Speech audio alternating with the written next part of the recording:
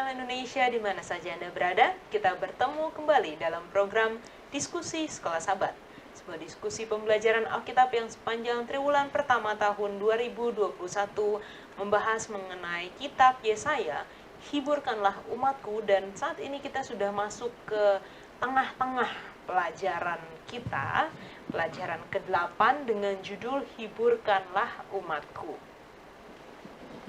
Seperti biasa sudah hadir sahabat yang akan menemani kita berdiskusi dan nanti akan memperkenalkan diri, nama, dari mana, dan pertanyaan hari ini adalah pernah nggak dikasih tahu orang sesuatu yang benar tapi nggak percaya? Silakan. Oke, terima kasih Kak. Nama saya Oktavia Karentina dari Jemaat Cililitan. Kalau untuk pertanyaannya, nggak percaya ketika dikasih tahu yang benar, ketika dikasih tahu teman-teman lagi bercanda-bercanda, biasanya dikasih tahu sama teman tapi nggak yakin ini pasti ngibulin nih. Dan sekarang kalau gitu-gitu dikibulin gitu gampang cari kebenarannya lewat Mbah Google. Oke. Baik, terima kasih Ocha. Biasanya emang kayak gitu ya, kalau lagi ngobrol-ngobrol ini bener apa enggak gitu ya, bener ya. Oke, kita juga sudah bersama dengan narasumber kita, Pendeta Leroy Bangpahan, Gembala Jemaat Jisdak, Gereja Masih Advent Hari ke-7 di Jakarta. Dan pertanyaan yang sama Pak Pendeta, pernahkah Pendeta dikasih tahu sesuatu yang benar tapi nggak percaya? Mungkin salah satu kisah yang paling saya ingat adalah tahun 98 ketika kerusuhan ya. Saya waktu itu ada pelayanan saya waktu itu di Salemba, ya, Jemaat Salemba. Pada waktu kerusuhan itu pecah, saya ada di menara. Nah, karena disuruh di situ berjaga kan, untuk melihat bagaimana situasi kota Jakarta, atau setidak-tidaknya Jakarta Pusat waktu itu. Jadi yang terjadi adalah, ketika sudah selesai semua, artinya masyarakat di sekitar gereja menjaga ya, jadi mereka turut melindungi gereja kita. Nah, kemudian saya pulang, tidak ada kendaraan tentu saja ya, jalan kaki. Nah, kemudian saya tiba di rumah. Jadi saya pulang kalau nggak salah sekitar jam 3 sore begitu ya, tinggalkan gereja. Tapi saya sampai di rumah sudah setengah 10 malam. Mengapa? Oleh karena saya tidak mau dengar cerita, saya tidak mau kasih tahu. Warga sudah bilang, jangan pergi ke sana Pak, jangan pergi ke sana. Tapi saya tetap terobos, kan itu jalan lebih singkat begitu. Ternyata di situ yang parah. Akhirnya saya terjebaklah di situ, karena ada juga orang tembak ya, ada tembak-tembak begitu. Jadi saya terkepung di situ. Ya itulah. Ya karena siapa lagi orang yang bisa dipercaya kira-kira begitu. Tapi mereka rupanya baik, ya bilang, jangan di situ Pak, karena begini-begini katanya. Ya begitu. Wow, ternyata Pendeta punya pengalaman seperti itu ya. Ngeri. Gimana Pendeta? Waktu ngelihat tembak-tembakan? Ya karena belum pernah kan, itu ya walaupun itu tembak air mata ya, tapi ngeri juga ya. Ngeri juga ya, luar biasa. Aduh, takut lah waktu itu ya. Ya tapi lebih ngeri waktu kita ada di atas menara itu. Kalau sekiranya itu dibakar gereja, saya mati terpanggang di atas toh. Maka saya cepat turun. Tapi untung warga sekitar luar biasa. Kita harus berterima kasih kepada warga sekitar, mereka yang jaga ya. Karena ada juga orang gerakan mau hancurkan gereja waktu itu. Saya mereka jaga. Tidak, ini teman katanya. Ini kawan kita, ini gereja Salemba. Luar biasa. Wow, terima kasih Pak Pendeta sudah sharing. Kita akan mulai pelajaran kita, dan untuk ayat hafalan dan doa akan dibawakan oleh Ocha. Untuk ayat hafalan kita hari ini terdapat dalam Yesaya 40 ayat yang ke-9. Hai Sion, pembawa kabar baik, naiklah ke atas gunung yang tinggi. Hai Yerusalem, pembawa kabar baik, nyaringkanlah suaramu kuat-kuat. Nyaringkanlah suaramu, jangan takut. Katakanlah kepada kota-kota Yehuda, lihat itu Allahmu. Kita sama-sama berdoa. Tuhan Yesus yang bertahta di dalam kerajaan surga, kami tak henti-hentinya bersyukur untuk segala berkat yang Kau berikan kepada kami. Bapa, sekarang kami akan mempelajari firman-Mu. Kami mohon curahkan Roh Kudus-Mu kepada hati dan pikiran kami, supaya setiap hal yang kami akan sampaikan berasal dari Roh Tuhan saja. Tuhan Yesus juga tolong berkati seluruh pemirsa yang menyaksikan siaran ini. Kiranya mereka mendapatkan berkat, mendapat tuntunan dari Roh Kudus untuk mengetahui kebenaran-Mu. Terima kasih ya Tuhan, dalam nama Tuhan Yesus Kristus kami telah berdoa, amin. Amin. Pelajaran di Sahabat Petang kita ada satu cerita mengenai seorang tentara Jepang. Di sini dikatakan namanya adalah Soichi Yokoi. ketika Perang Dunia II berakhir, dia mendapatkan selebaran bahwa perang sudah berakhir, ini perdamaian. Tapi dia tidak percaya. Dia tetap bersembunyi, dia tinggal sendiri di dalam ketakutan. Dia berusaha punya tekad, saya tidak akan mau untuk mengkhianati negara saya. Pada akhirnya di tahun 1972, 27 tahun setelah Perang Dunia II berakhir, dia baru sadar bahwa berita tentang perdamaian itu benar. Semua orang sudah hidup di dalam satu perdamaian, satu menikmatilah perang telah berakhir. Tetapi dia, karena dia tidak percaya, dia berada di dalam ketakutan selama 27 tahun.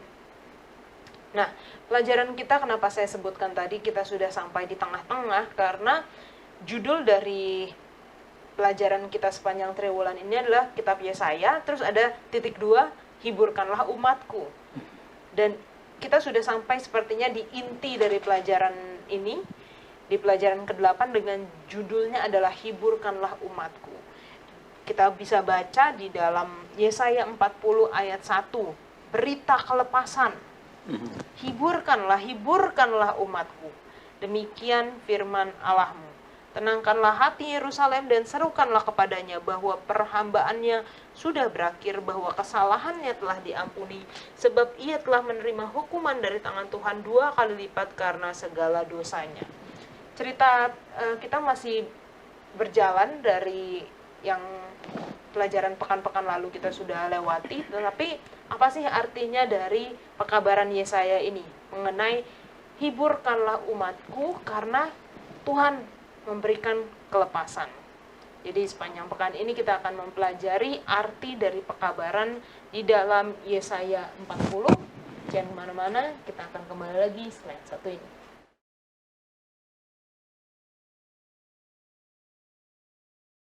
Kita masuk di pelajaran pertama, pelajaran hari Minggu, silakan Ocha. Untuk pelajaran hari Minggu judulnya Penghiburan untuk Masa Depan. Bacaannya dari Yesaya 40 ayat yang pertama dan kedua. Dari alur ceritanya ada kejadian yang buruk, ada penghiburan. Ada kejadian yang buruk, ada penghiburan. Dari mulai Asyur yang datang untuk menjajah Yehuda, kemudian Tuhan hancurkan Asyur, pada saat itu dipimpin oleh Sanherib, akhirnya kalah dengan 185.000 pasukannya yang mati oleh karena pertolongan Tuhan, ditolong oleh malaikat Tuhan. Kemudian pada zaman Hizkia akhirnya menerima kemenangan, tapi kemudian jatuh lagi, kemudian mereka dibawa dihukum oleh Babel gitu, dibawa oleh Babel, dan kemudian Babel sendiri mendapat hukuman juga dari Tuhan dengan mereka kalah oleh Kores, orang Persia. Akhirnya yang membuat Yehuda sendiri bebas dari pembuangan. Jadi ketika mereka jatuh ada penghiburannya. Selalu begitu. Ketika mereka berbalik ke Tuhan, ingat kepada Tuhan, mereka mendapatkan janji kembali kebebasan dari Tuhan. Dan penghiburan di masa depan untuk seluruh umatnya yang percaya, di sini dikatakan bahwa peluang kemerdekaan itu tercipta untuk umat Allah. Sebab Tuhan akan menyayangi Yakub dan akan memilih Israel sekali lagi dan akan membiarkan mereka tinggal di tanah mereka. Jadi Yehuda akan dibebaskan kembali dari segala kerja paksa yang mereka alami dan segala ejekan dan penghinaan yang mereka alami. Tapi di sini dijanjikan bahwa janji kepada umatnya pasti ada akhir dari penderitaan yang mereka alami.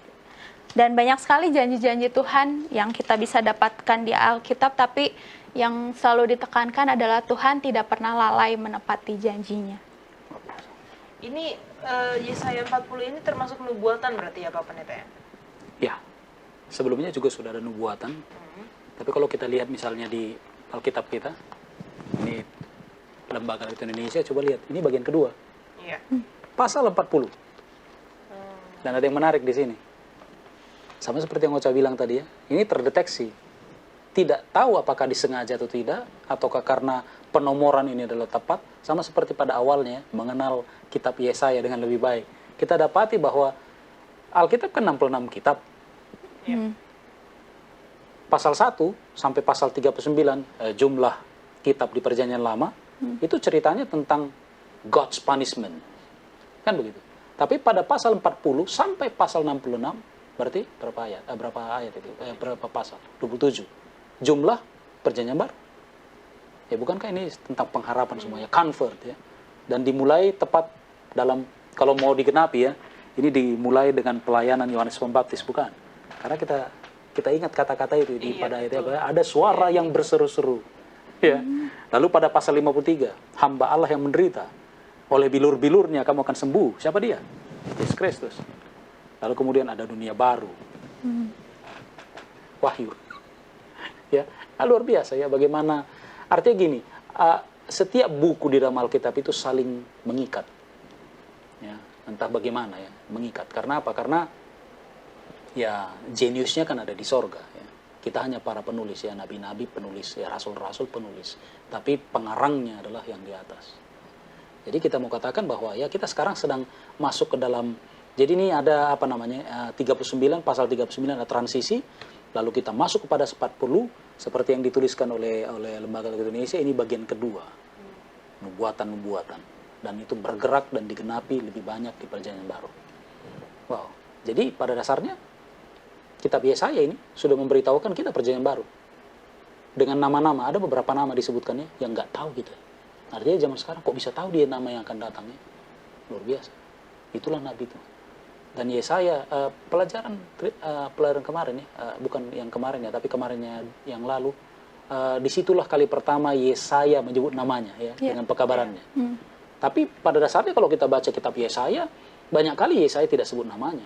Seolah-olah itu pekabaran orang lain, bisa saja toh.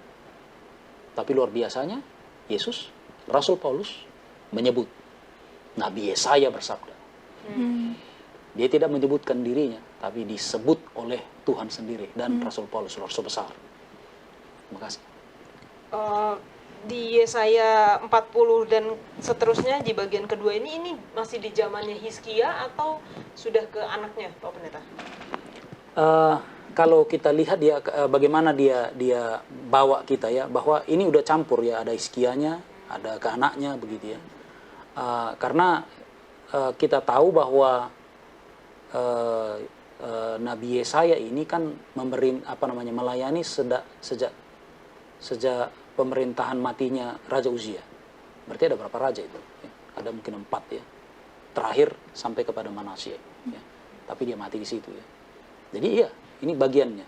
Tapi rupa-rupanya bagian kedua ini sepertinya kalau kita baca, dia arahkan pikiran kita ke masa yang jauh ke depan. Itulah sebabnya di pelajaran disebutkan kan penghiburan untuk masa yang akan datang, masa depan. Wah, luar biasa ini. Oke, baik, terima kasih Pak Pendeta. Kita akan lanjutkan pelajaran kita, jangan kemana-mana.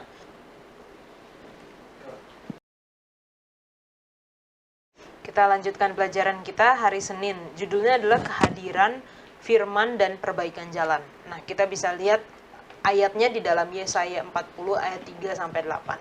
Seperti tadi yang pendeta sudah katakan, ini seperti gambaran akan perjanjian baru. Mulai di ayat 40 kita bisa lihat satu kutipan yang sering kita dengar juga. Ada suara yang berseru-seru, persiapkanlah di padang gurun jalan untuk Tuhan, luruskanlah di padang belantara jalan raya bagi Allah kita. Dan ini dikutip juga oleh Yohanes Pembaptis ketika Yohanes Pembaptis mempersiapkan jalan bagi Mesias yang akhirnya datang kepadanya dan dibaptis.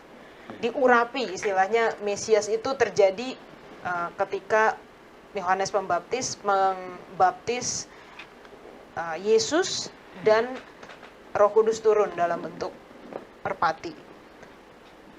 Kita lihat di sini ada 3 hal yang penting di ayat 3-8, yaitu yang pertama adalah kehadiran Allah. Setelah pembuangan, umat Allah mendapatkan kembali apa yang mereka telah terima di Gunung Sinai. yaitu yang pernah mereka tolak semuanya itu melalui kemurtatan mereka.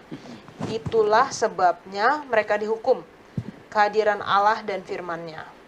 Inilah unsur utama dari perjanjian Allah dengan Israel yang diabadikan di tempat kudusnya di tengah-tengah mereka. Sebab mereka telah melanggar firman-Nya, Allah telah meninggalkan bait sucinya, tapi Dia datang kembali. Kehadirannya dan firman-Nya yang dapat dipercaya selamanya membawa penghiburan, pembebasan, dan pengharapan. Kita tahu dalam ceritanya ketika bangsa Israel masih di padang gurun, mereka membuat bait suci dan kehadiran Allah ada di sana. Kalau pekan lalu kita belajar Allah bertahta di tengah-tengah kerubim ya pendeta ya. Nah, jadi ini gambaran kehadiran Allah di tengah-tengah bangsa itu dan firman-Nya, hukum yang ada di dalam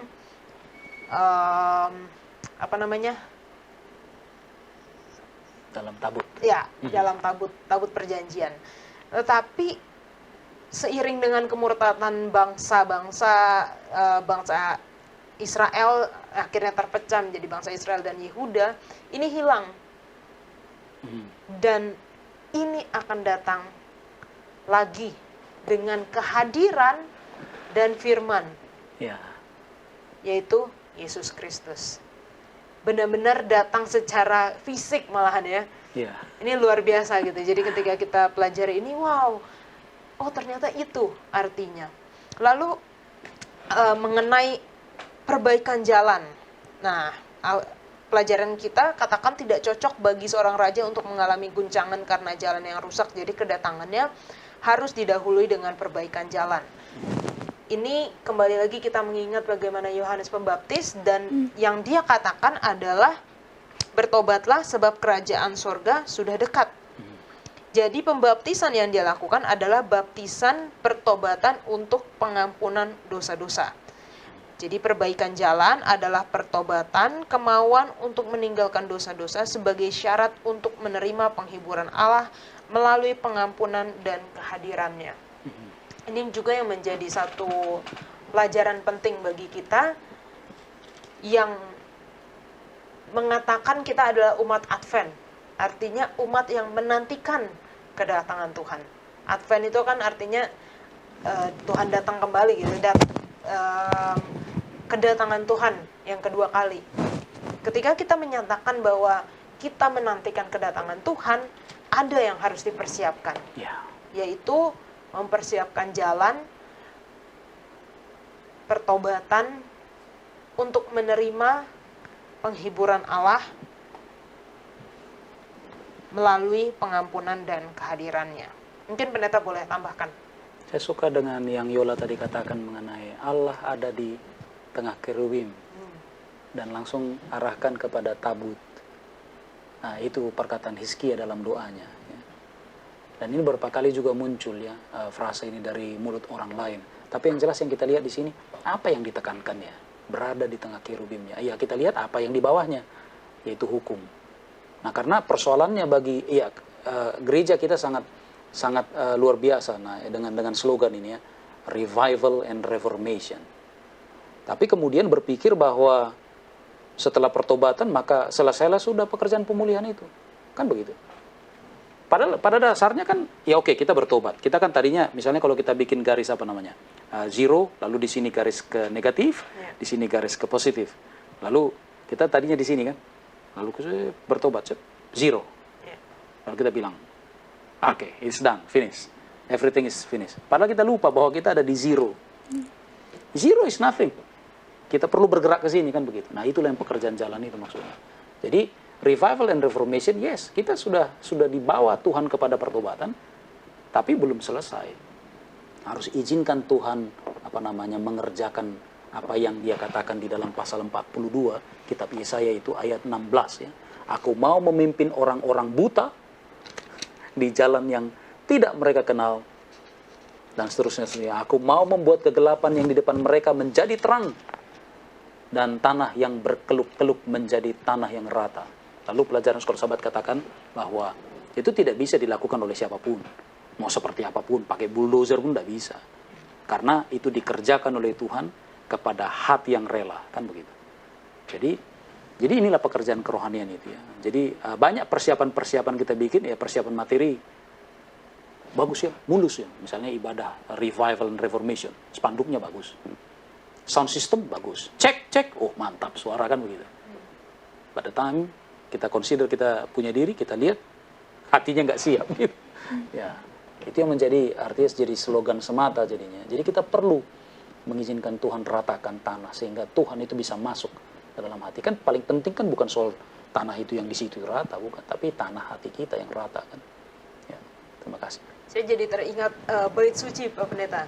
Ketika berada di pelataran dalam, tapi yang masih di luar itu berarti kan disitulah pekerjaan penebusan. Tapi tidak berhenti di situ. Jadi kita tadi pendeta katakan bertobat, kita sudah di nol, kita harus masuk ke dalam, di mana ada penyucian. Setelah itu baru kita masuk ke bilik yang maha suci. Disitulah kemuliaan. Ada satu ya, karena disebut tadi bait suci, ada teologi ada teologi bait suci yang diperkenalkan oleh Yeskiel. Karena disebut Yeskiel di sini, bagaimana Tuhan katanya datang, lalu dia masuk ke bait suci. Nah, ketika disebut masuk ke bait suci, berarti kan Tuhan tinggalkan bait suci, pernah. Nah, sekarang dia datang. Nah, itu dia. Ada orang terlalu banyak menekankan bait suci seolah-olah bait suci inilah, kalau bait suci sama kita ya no problem. Padahal mereka lupa, dalam Yeskiel dikatakan bahwa Tuhan, kemuliaan Tuhan naik dari bait suci, lalu tinggalkan bait suci itu, lalu pergi ke sebelah timur. Berarti Tuhan tinggalkan kita dong katanya. Oh enggak, baca dulu ceritanya. Ceritanya mengatakan bahwa kenapa Tuhan pergi ke sebelah timur, timur maksudnya adalah Babel. Karena apa? Karena umatnya dibawa ke sana, maka dia pergi ke situ. Bait suci mana? Tinggal di belakang. Jadi jangan terlalu bergantung pada bait suci, enggak. Karena begini, persoalan kita adalah di mana Tuhan ada, itu sudah bait suci itu. Ya. Tapi ada banyak orang terlalu paksakan. Yang penting kan bait suci di sini. Mau Tuhan tidak ada, enggak problem. Ya, itu yang jadi kacau. Ya. Jadi itu yang disebut namanya dengan pelajaran kita kemarin ya. Jadi menyembah bait suci gantinya sama seperti yang Yahudi tahu, ledekan kepada orang Yahudi. Sebenarnya Yahudi tidak monoteis. Mereka dua Tuhannya. Satu namanya adalah YHWH itu, Elohim itu, dan satu lagi tahu apa? Tebak? Sabat. Nah, itu yang ledekan ke mereka. Nah, Advent bagaimana? Jangan-jangan kita menyembah Sabat lagi ya? Jangan sampai ya. Tuhan. Jadi Sabat itu adalah sarana, bait suci adalah sarana, gereja adalah sarana. Jangan sampai berpaling ke situ, tapi berpalinglah kepada Tuhan. Reformasi. Baik, terima kasih Pak Pendeta. Kita akan lanjutkan setelah yang satu ini.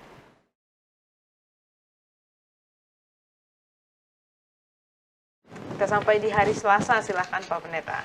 Baik, pelajaran hari Selasa. Oh, terlalu banyak ya. Walaupun ini singkat, hanya berapa paragraf, tapi banyak. Saya harap agar orang muda ya, kaula muda boleh membaca dengan baik, termasuk dengan referensi ayat. Tapi saya mau tekankan sesuatu di sini ya, karena judulnya luar biasa.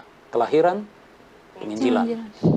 Ya, ini maksudnya mau kemana ya? Nah, saya mau katakan bahwa tadi di belakang kita sudah ngomong-ngomong ya tentang, oh iya ya, ini judulnya kan bagus ya, hiburkanlah umatku ya. Kalau boleh sebenarnya ayat hafalannya di ayat 1. Ayat 1, tapi ternyata ayat 9. Ayat 9. Lalu kita bertanya, kenapa ya gitu ya. Nah, inilah kecerdasan anak-anak Tuhan ya. Dalam hal ini ya kita katakanlah seseorang ya. Kita bukan mau puji-puji dia atau menyembah dia, tapi itu faktanya ya, bahwa membaca firman Tuhan ini membuat kita, wow, kita jadi bijak ya. Dan kita lihat, itu dijawab di pelajaran hari Selasa ini. Mengapa? Lepas dari banyak ya, ada banyak catatan yang saya buat di sini, tapi saya mau langsung fokus saja kepada apa itu ya, apa itu ayat yang ke-9 itu ya. Perhatikan ya, bahwa ayat 9 ini luar biasa ya. Kalau dicermati tata bahasa dan pemilihan kata yang digunakan dalam Yesaya 40:9, di dalam bahasa Indonesia nggak kelihatan. Di dalam bahasa Inggris pun tidak kelihatan. Tapi dalam bahasa Ibrani kelihatan. Ini nuansanya feminin. Mengapa? Oke, kita ambil saja. Ada banyak sebenarnya, tapi muncul ada 4 kata perintah. Saya sebutkan satu-satu ya. Naiklah. ya, nyaringkanlah, dan itu 2 kali, ya. Rum ya, kalau naiklah namanya Allah ya, Allah. Itu makanya kalau mau bilang pergi ke Yerusalem maka disebut aliyah. Kamu ngapain? Aliyah katanya. Itu berarti mau ke Yerusalem, mau naik. Ya mau naik ya. Lalu kemudian yang ketiga, jadi berarti 4 karena tadi kata nyaringkanlah rum tadi 2 kali, katakanlah ini amar ya. Kalau mau diterjemahkan amarkanlah, enak ya, kata perintah. Tapi perhatikan bahwa ketika menyebutkan 4 kali kata kerja ini, itu selalu dalam bentuk kan begini. Kalau kita bilang perintah kan ada yang nyangkut di kata itu, bahwa siapa yang diperintahkan, makan gitu ya. Kamu ngomong sama siapa? Oh, sama anak saya, kan gitu kan. Kalau ini kan kepada siapa? Bukan kepada banyak orang, tapi kepada kamu. Kamunya di situ feminin, dan femininnya tunggal.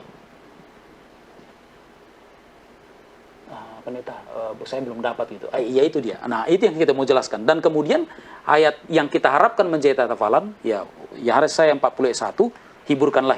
Siapa yang mau menghiburkan? Ada banyak. Ya kita tahu bahwa Tuhan itu sendiri, Yesus itu sendiri adalah evangelis ya, dia penginjil. Kita tahu juga bahwa Yohanes Pembaptis penginjil, ya. Tapi jangan lupa, selain itu, sebelum Yohanes bahkan sudah ada yang lain. Simeon. Siapa lagi yang lain? Ada ibu tua, ibu janda yang tetap bertahan dalam kejadian. Ya Hana. Dan menariknya, coba perhatikan. Hana ini, Oma Hana, saya suka bilang Oma Hana ini, yang justru pertama kali mengumandangkan di hadapan jemaat Yerusalem yang datang mengenai Mesias. Ya Simeon bilang ya, oh bagus ya. Dia yang bilang, puji ini siapa? Yusuf ya dan Maria. Mantap ya, kamu jaga-jaga. Kira-kira begitu. Tapi Hana tidak. Dia bahkan bernubuat ya. Dia proklamirkan itu, dia sampaikan. Jadi anggota jemaah century ya, bait suci yang datang ke Yerusalem dengar. Dan saya percaya dia tidak katakan sekali itu. Karena dia adalah orang yang devout ya. Dia datang petang dan petang dan pagi dalam perayaan ya. Jadi tidak mau tinggalkan bait suci ya. Jadi orang, dan dia katakan itu luar biasa ya. Jadi artinya apa yang mau saya tekankan di sini adalah bahwa look at this. Cerita ini ada di Lukas. Penginjil non-Yahudi, satu-satunya non-Yahudi penulis Alkitab. Tapi dia tuliskan mengenai ini keluar. Jadi seperti ada hubungan antara, kelihatannya Yesaya tahu itu bahwa si perempuan yang akan menyampaikan itu, dan itu singular.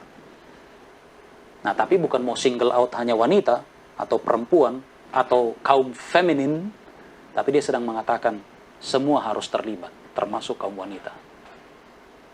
Ya, jadi kaum wanita ini ya termasuk Hana, Hana ini, Maria Magdalena. Oh, Maria Magdalena, tahukah bahwa dialah pekabar pertama tentang kebangkitan Yesus? Ada banyak orang berpikir bahwa itu Petrus katanya. Oh, siapa bilang? Maria Magdalena yang bilang duluan.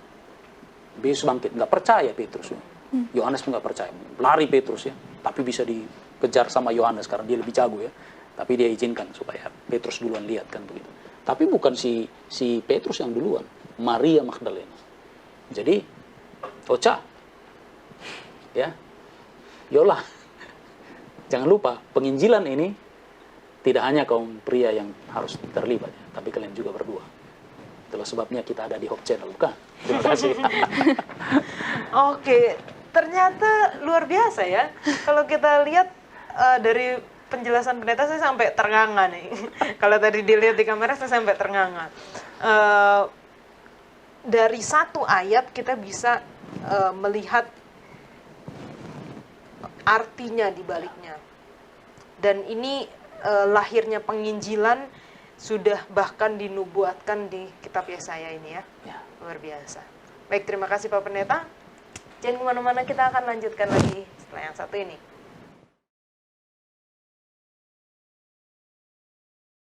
Kita lanjutkan pelajaran hari Rabu, silakan Ocha.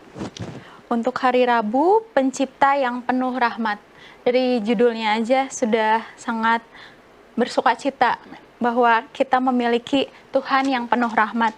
Untuk pembahasannya ini di dalam Yesaya 40 ayat 12 sampai 31. Di sini tidak henti-hentinya dijelaskan betapa berkuasanya Tuhan yang menjadi Tuhannya bangsa Yehuda dan menjadi Tuhan kita juga, bahwa Dia menakar air laut. Air laut yang begitu luas hanya dalam takaran tangannya saja. Dan Dialah yang menunjuk, mengajar, memberitahukan nasihat kepada semua manusia. Dan di sini kita itu hanya setitik debu, hanya sebutir air di timbaan gitu. Dan di sini juga dikatakan bahwa emang siapa yang bisa melebihi Tuhan kita? Nggak ada, tidak disebutkan tidak ada, tapi kita memiliki jawabannya sendiri bahwa tidak ada yang melebihi Tuhan kita. Dia ini yang sangat dahsyat ya. Dia di dalam cerita-cerita sebelumnya di pasal ini menyebutkan rahmatnya, kuasanya, berulang kali rahmat dan kuasa diulang-ulang. Dia memberikan penghiburan, dia membebaskan. Di dalam kelemahan kita ada kemuliaan Dia. Dan penciptaan yang dilakukannya itu adalah, kita yakini bahwa itu adalah, dunia ini adalah ciptaan dari Tuhan sendiri. Dan Yesaya menguraikan kekuatan dan kebijaksanaan yang lebih tinggi yang membuat dunia ini tampak menjadi lemah gitu. Dan di sini juga dikatakan bahwa untuk gagasan ini Yesaya merespons bahwa sesungguhnya nggak ada berhala satupun yang dapat menandingi Allah kita. Dari judulnya saja udah Allah di atas semua Allah. Dia menguraikan keunikan Allah kita dan membawa argumen-argumen yang tidak dapat dibantah bahwa Allah kita adalah satu-satunya pencipta. Jadi maksud dari pekabaran Allah ini adalah untuk menghiburkan umatnya lagi, sama dengan di judul besarnya, hiburkanlah umatku. Ini untuk menghiburkan umatnya yang membutuhkan itu. Bahwa sama seperti Ayub ketika dia menderita, dia menjadi ciut, tapi tetap ada hiburan dari Tuhan. Dan untuk tentang rahmat dan kuasa Allah ini tidak dapat terbendung. Sepertinya Yesaya sudah tidak dapat memuat kata-kata yang banyak sekali, kata-kata untuk menggambarkan tentang Tuhan yang disembah kita ini. Dan di sini juga dikaitkan tentang hari Sabat. Bagaimana Pak kaitannya dengan segala jenis yang disampaikan oleh Yesaya ini? Ya, untuk hari Sabat ya. Soalnya tiba-tiba di akhir menjadi pembahasan tentang hari Sabat. Karena ditanya ya. Jadi dengan melihat ayat, saya mau tanya kira-kira ayat mana yang dimaksudkan ya, melalui ayat-ayat yang disebutkan. Mana ayat-ayat yang kita mau lihat ya? Karena ini panjang ayatnya. Mulai dari ayat berapa ini? Ayat 12 ya? Iya, 12. Sampai 31 ya. Dengan siapakah, lalu kemudian siapa yang menanti-nanti Tuhan mendapat kekuatan baru. Mereka seumpama raja wali yang naik terbang. Kalau menurut saya kira ini kan tergantung kepada pengalaman rohani dan pengetahuan masing-masing ya. Tapi kalau untuk saya, ayat 31 ini, ayat terakhir ini juga adalah ayat tenar ya, ayat top. Ya banyak orang juga kadang-kadang nggak ngerti ini. Ini diambil dari saya atau tidak ya? Tetapi orang-orang yang menanti-nantikan Tuhan mendapat kekuatan baru. Mereka seumpama raja wali yang naik terbang. Dengan kekuatan sayapnya, mereka berlari dan tidak menjadi lesu, mereka berjalan dan tidak menjadi lelah. Ada sebuah refreshment yang kita dengar, bukan? Dan itu Sabat. Bagi saya begitu. Karena Sabat itu kan perhentian. Ada banyak orang berhenti kemudian tidak produktif lagi, bukan? Kan berhenti, pensiun contohnya, pensiun. Atau yang ngaso begitu ya, berarti tidak ngapa-ngapai kan. Tapi justru dalam Tuhan tidak seperti itu. Berhenti engkau, berdiam dalam aku, maka aku akan mengerjakan banyak sekali. I will do wonders, katanya kan begitu. Ketika engkau berada dalamku, istirahat di dalamku, berdiam dalam aku. Saya mau lihat itu saja ya. Ada banyak makna-makna Sabat ya. Karena Sabat itu luas ya. Ada perhentian, ada berkat, ada kekudusan, ada di dalamnya semua. Dan ini banyak sekali ya. Siapa yang mau bandingkan aku dengan siapa? Berarti tak terbandingi ya, tak tertandingi ya. Ya dan itulah. Jadi apa saja yang dia minta, diam, kamu di mana? Atau di hari Sabat, ikuti. Maka kita menjadi orang yang full power ya. Powerful, not powerless. Ya, Terima kasih.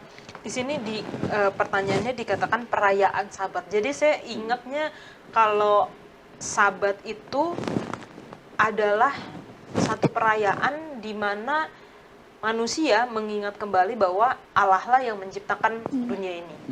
Jadi Sabat itu bukan artinya berhenti karena Tuhan capek gitu. Tuhan capek bikin dunia ini dalam 6 hari, hari ke-7 mau berhenti, mau istirahat. Bukan, tetapi hari ke-7 ada, atau hari Sabat itu ada, memang Tuhan ciptakan gitu. Untuk manusia mengingat di 6 hari yang lalu Tuhan yang ciptakan, dialah yang Allah pencipta. Tapi saya ada satu pertanyaan nih, mungkin pendeta boleh kasih singkat atau gimana, kata rahmat, pencipta yang penuh rahmat, kita lihat juga di pelajaran kita ada rahmat udah beberapa kali diulang di dalam ayat-ayat di Yesaya 40. Kalau dalam bahasa aslinya gimana Pak Pendeta? Dan rahmat. artinya Berarti saya harus cek dulu. apakah itu sama seperti grace? Kan soalnya kalau amazing grace biasanya diterjemahkan sebagai rahmat gitu. Kalau grace kan bisa juga masuk ke karisma kan, karisma atau agapi kan bisa begitu. Tapi ini kan merciful ini kan berarti pengertiannya bisa seperti apa ya? Long suffering seperti begitu ya. Merciful, dia baik, compassion kan begitu. Itu yang disampaikan ya. Saya belum cek itu istilah asli pakai merciful ya. Karena pasti diambilnya itu dari salah satu dari ayat 12 sampai 31 ya. Oh iya. Ya. Okay. Merciful creator ya. Oh, jadi kalau di bahasa Inggrisnya merciful ya, jadi bukan merciful. Bukan grace. Bukan. Karena ada bedanya grace ya. Grace dan mercy kan ada bedanya itu. Kalau grace kan itu polanya begini. Ada sesuatu yang kita tidak layak dapatkan tapi kita dapatkan. Tapi ada yang kita seperti gitu ya. Jadi mercy sesuatu yang apa namanya? Ya kebaikan lah ya. Kita sebenarnya nggak layak, tapi kita dapat gitu. Seperti itu kesannya ya. Ya. Terima kasih. Baik, terima kasih Pak Pendeta. Kita akan lanjutkan pelajaran kita setelah yang satu ini. Kita masuk di pelajaran hari Kamis, judulnya adalah masalah dengan penyembahan berhala. Dan kita bisa lihat di ayatnya, Yesaya 40 ayat 19 dan 20. Patungkah tukang besi menuangnya dan pandai emas melapisinya dengan emas, membuat rantai-rantai perak untuknya. Orang yang mendirikan arca memilih kayu yang tidak lekas busuk, mencari tukang yang ahli untuk menegakkan patung yang tidak lekas goyang. Jadi di sini kembali lagi berhubungan dengan pelajaran yang kemarin, mengatakan bahwa Tuhan itu adalah pencipta. Dia tahu segala sesuatu, dia tahu berapa takaran air laut itu, dia yang menciptakan cakrawala, dia yang menciptakan seluruh isi bumi. Apakah bisa disamakan dengan ciptaan gitu, dengan patung, dengan batu? Nah, kalau kita lihat kenapa ya orang, terutama ini umat Tuhan, umat yang sudah melihat kehadiran Allah, tapi mengapa mereka memilih untuk menyembah sesuatu yang lain, yang adalah ciptaan? Ya kalau secara logikanya saya bisa pikir mungkin karena Tuhan itu nggak kelihatan, terus jadinya bangsa Israel, bangsa Yehuda mau melihat sesuatu yang kelihatan. Seperti waktu anak lembu emas. Ya.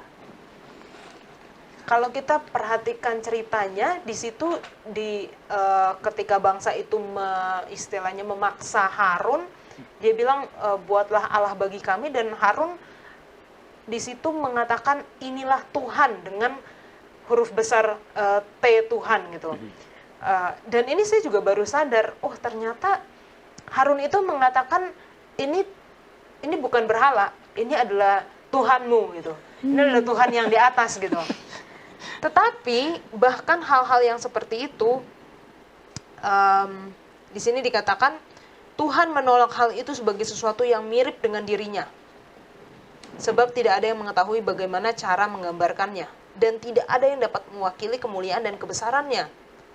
Dengan demikian, berhala itu sendiri berfungsi sebagai Allah lain, dan menyembah berhala merupakan pelanggaran terhadap hukum pertama dan hukum kedua.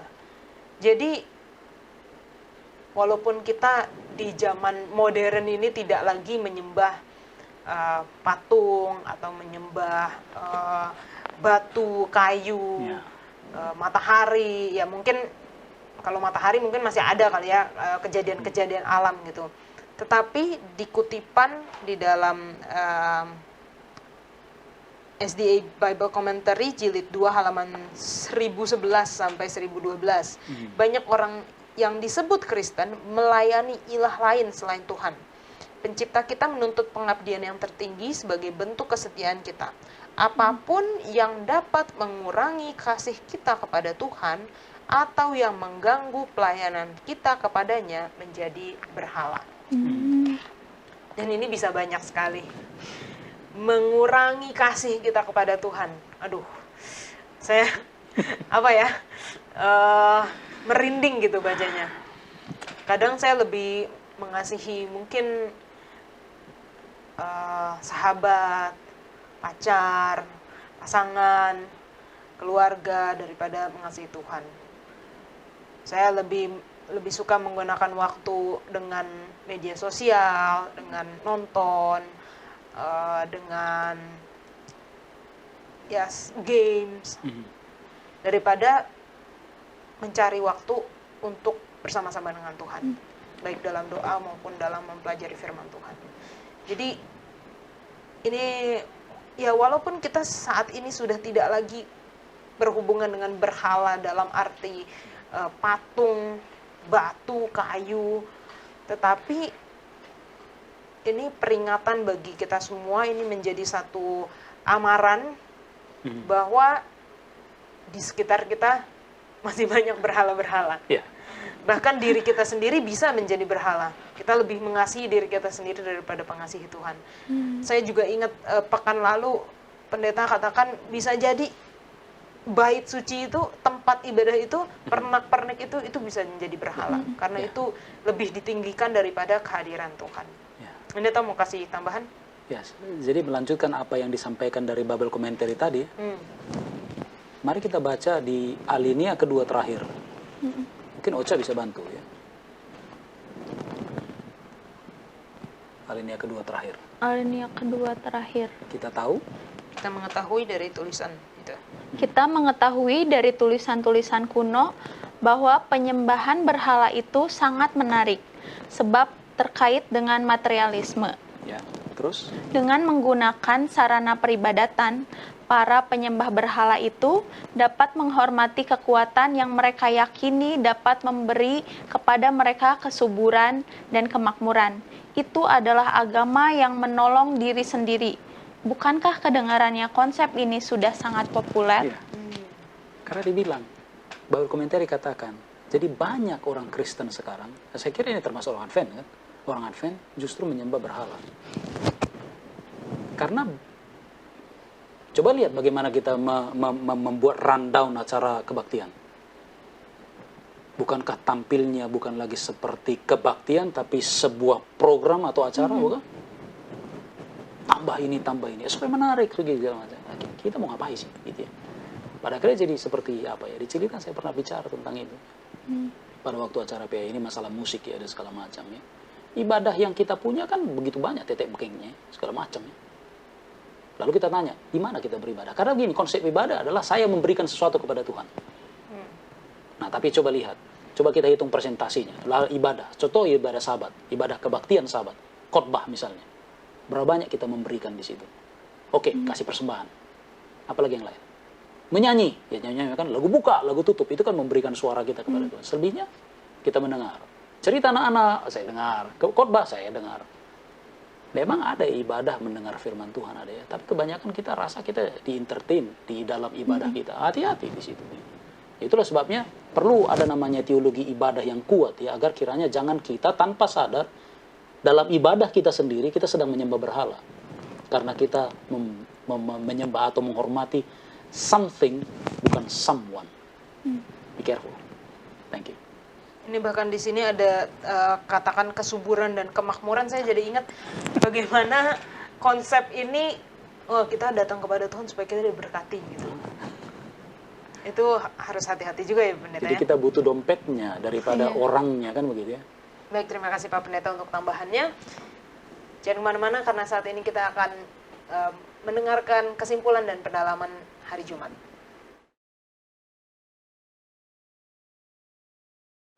Kita masuk di pelajaran hari Jumat, silakan Pak Pendeta. Saya mau katakan bahwa ya karena seperti yang tadi Yola bilang ya, bahwa ternyata pelajaran kita 1 triwulan ini berakar pada pelajaran ke-8. Buktinya, judulnya, ayat hafalannya, walaupun ada juga penjelasan dan segala macam ya. Tapi begini, ada satu hal yang saya mau sampaikan ya. Berbicara tentang siapakah Allah yang digambarkan oleh Yesaya. Karena begini, ada ironi yang luar biasa di dalam kehidupan kerohanian kita dan pengetahuan kita sebagai orang Advent, sebagai pelajar Alkitab yang notabene katanya adalah gereja yang sangat dekat dengan Alkitabnya ya. Karena begini, kita sangat mengenal beberapa ayat dari kitab Yesaya, bukan? Ya. Pertama-tama mungkin saya sebut kudus, ya. Kita kan tahu itu ya. Lalu ada lagi satu lagi, 7:14, Yesaya 7:14. Bahwa ada seorang perempuan darah akan begini, akan mengandung segala. Tenar semuanya. Sampai kepada ayat terakhir tadi kita sebutkan ya, bahwa kamu akan berjalan, berlari, tidak akan layu, kamu seperti raja wali dan segala macam. Oh, itu dahsyat ya. Tapi yang jadi masalah adalah kita tidak terlalu mengenal kitab Yesaya dan Yesayanya. Jadi ini memberikan balance ya. Saya mau katakan bahwa Yesaya itu dalam menggambarkan siapa Allah yang dia tidak bisa disandingkan dengan yang lain, tidak boleh ya. Tidak boleh ada sedikit pun, ini untuk medium sih, untuk medium. Tolonglah majelis jemaat ya, ini untuk medium saja, supaya kita lebih kusuk dalam berbakti, kita bikinlah sedikit patung di situ. Ya kan? Ini medium, no problem itu. Tapi Tuhan katakan, no, jangan samakan saya dengan apa. Kan begitu. Nah, ini yang kita temukan. Ya. Jadi, maksud saya begini, kita mengenal kata-kata atau ayat-ayat hafalan ya, ayat-ayat emas yang kita hafal ya, kita masukkan ke dalam rekaman pikiran kita, rekaman memori kita. Tapi kita bersyukur triwulan ini ya, triwulan pertama 2021, Gereja Masih-Ada ke-7 melalui Departemen Sekolah Sahabat memperkenalkan kita kepada Yesaya. Yesaya orangnya dan Yesaya kitabnya, karena oleh ini kita mengenal, inilah gambaran Allah dalam kitab Yesaya. Apalagi yang saya bisa katakan bahwa Nabi Yesaya ini, ya melalui kitabnya, menolong kita manusia yang berada di zaman kegelapan rohani. Ya, kita hidup di zaman modern, di mana teknologi boleh membuat malam seperti siang, karena lampu-lampu mutakhir tapi hemat energi. Namun itu tidak menjamin bahwa kita hidup dalam terang. Ya, terang dalam kehidupan rohani itu ada dalam terang kebenaran Kristus. Ada catatan saya buat di sini, ingat paradoks yang Yesus katakan? Ada saya kutip 2 ayat di sini. Ya, dalam Yohanes 9 ayat 39 dan juga Yohanes 9 ayat 41. Ayat 39 ini berkata begini. Aku datang ke dalam dunia untuk menghakimi, supaya barang siapa yang tidak melihat dapat melihat. Dan supaya barang siapa yang dapat melihat menjadi buta. Lihat. Jadi ini bukan masalah saya bisa melihat. Jadi panca indera saya oke, tapi kerohanian saya tidak dekat dengan Tuhan, maka saya akan gelap ya. Lalu ayat yang ke-41, sekiranya kamu buta, kamu tidak berdosa. Pendeta Pak Pahan, sekiranya kamu buta, kata ayat ini, kamu nggak berdosa.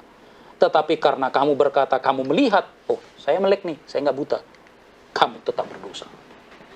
Paradoks ya, luar biasa. Nah itu yang diperkenalkan oleh Yesaya kepada kita, bahwa ini masih relevan ya. Zaman berhala dulu yang pakai patung dan segala macam, masih tetap ada di zaman sekarang.